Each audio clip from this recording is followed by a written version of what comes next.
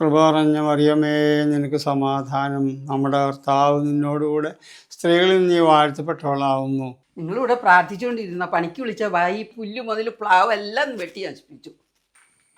എൻ്റെ കർത്താവേ, അവന് പണിയെടുപ്പിക്കുന്നവൻ എങ്ങടെ പോയെന്നുണ്ടോ? അവനെ 6ാമത്തെ പ്രാവശ്യം ചായ കുടിക്കാൻ പോയേക്കാം.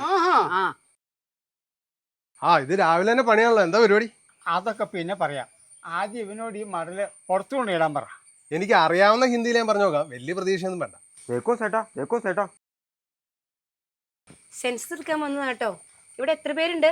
ഇവരൊക്കെ ആരാ? ഞാൻ ഇവിടുത്തെ അയൽവാസിയാ. ഇവർക്ക് ഹിന്ദി അറിയില്ലാത്തതുകൊണ്ട് ഈ ബായിയോടൊന്ന് പറയാൻ വന്നു. നിങ്ങൾ ചുമ്മാ സമയം കളയല്ലേ. എനിക്ക് പ്രിയദർശിനി ബസ്സിന് വീട്ടിൽ പോകാനുള്ളതാ. അപ്പോൾ പേര് പറഞ്ഞേ.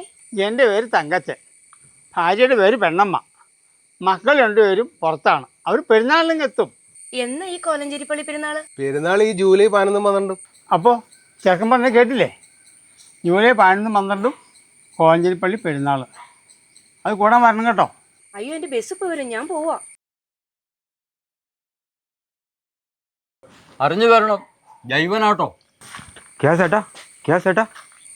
ബെസ്റ്റ്. എടാ, കോലഞ്ചേരി പള്ളി പെരുന്നാൾ ജൂലൈ 11 12. അത് തന്നെ.